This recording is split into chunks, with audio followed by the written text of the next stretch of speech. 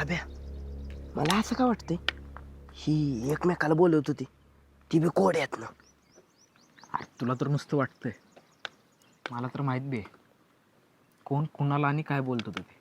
मग अभ्या मला बी सांग की. असू दे, काम करायचं. अरे आई घाले.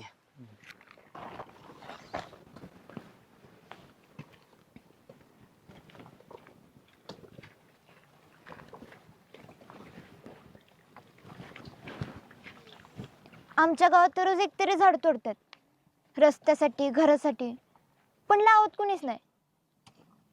आपण आमच्या गावात पण लावायचं का आपल्या नावाने झाड?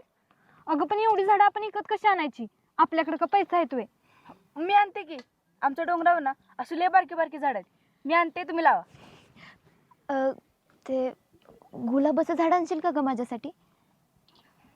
ते नाही आमच्याकडे. आमच्यात आहे गुलाबाचं झाड, मी आणते की रोज म्हणलं तरी, पण द्यायचं आहे कुणाला?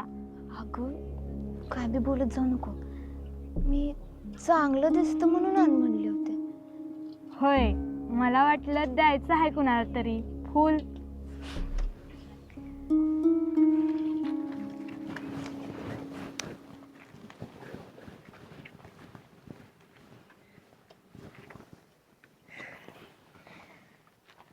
अभ्या तुला आठवतंय का रे आपल्या गावात मोठी पिपरण होती, तिथं आपण सूरपारंब्या खेळायचो.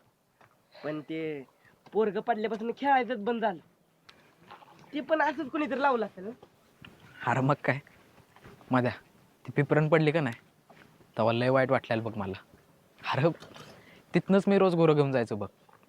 सांची म्हातारी माणसं गप्पा मारत बसायची, कवा कवा तर मी बी त्यांचं ऐकत बसायचो.